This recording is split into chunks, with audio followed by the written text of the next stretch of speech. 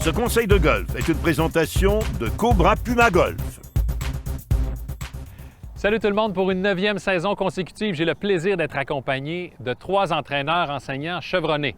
Éric Laporte du club de golf Montcalm, Steve Foisy du club de golf Le Mirage, également de retour, et un nouveau Russell Miller du club de golf Le Mirage également.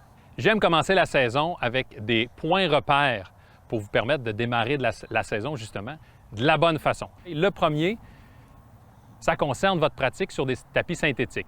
Probablement, vos premières pratiques vont être effectuées sur des tapis. Alors, j'ai simulé, évidemment, on n'est pas en présence de tapis, mais j'ai fait un dessin à l'aide de bâtons pour simuler la partie centrale et les 2 parties longilignes de chaque côté.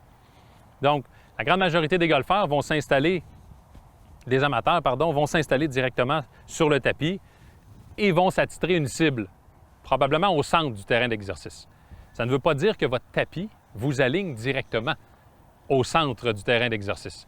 Alors, prenez soin de reculer une dizaine de pieds derrière pour vous assurer dans quelle direction votre tapis est aligné. Prenez une cible la plus loin possible. Une tour radio, une cheminée, un arbre, peu importe. À ce moment-ci, lorsqu'on vient prendre position au-dessus de la balle et qu'on pivote la tête, on sait dans quelle direction, vers où regarder. Et le deuxième point positif à ce niveau-là, une fois qu'on a frappé la balle, on est en mesure de voir dans quelle direction la balle a démarré. Deuxième point, ça concerne votre prise de position. La position à l'adresse, je vois bien des gens s'installer avec le bâton dans les airs et placer les pieds devant la balle. On n'a pas de constance par rapport à la distance par rapport à la balle. Alors, lorsqu'on dépose la tête de bâton, toujours important de laisser la tête de bâton au sol. On veut se fier à notre tige pour prendre position et toujours s'assurer d'avoir une main qui circule entre vos cuisses et la poignée. Troisième point repère à vérifier concerne le transfert de poids. Et on peut se servir évidemment du genou avant pour vérifier si l'on effectue le transfert de poids de la bonne façon sur l'élan arrière. Est-ce que lors de l'élan arrière, votre genou plie vers l'avant? Ça indique qu'il y a beaucoup de poids sur la jambe avant au sommet de l'élan arrière. Alors, on veut s'assurer que le genou puisse rentrer à l'intérieur. Un exercice simple, c'est ce que j'appelle le Jack Nicklaus. Alors, lors des élans arrière, levez la jambe gauche, la jambe avant, la jambe cible pour les droitiers. Alors, laissez la jambe levée dans les airs, laissez le genou rentrer à l'intérieur pour s'assurer qu'on est bien installé à l'intérieur de la jambe droite.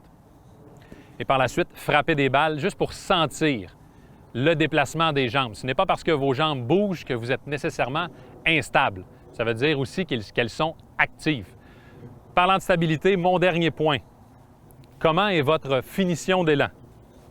Bien souvent, on a des golfeurs, on termine de frapper une balle et on est déjà prêt à aller chercher une autre dans le panier devant soi. Vous devriez terminer votre élan sur des comptes de 3. Alors, je frappe une balle, 1, 2 et 3. Alors, pendant que je manœuvre avec mon haut du corps, mon bas du corps, lui, travaille.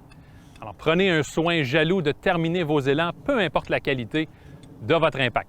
J'aime bien le dire et je le répète encore une fois, la trajectoire de votre balle sera aussi stable que la stabilité de votre finition. Sur ce, bonne pratique et bon golf!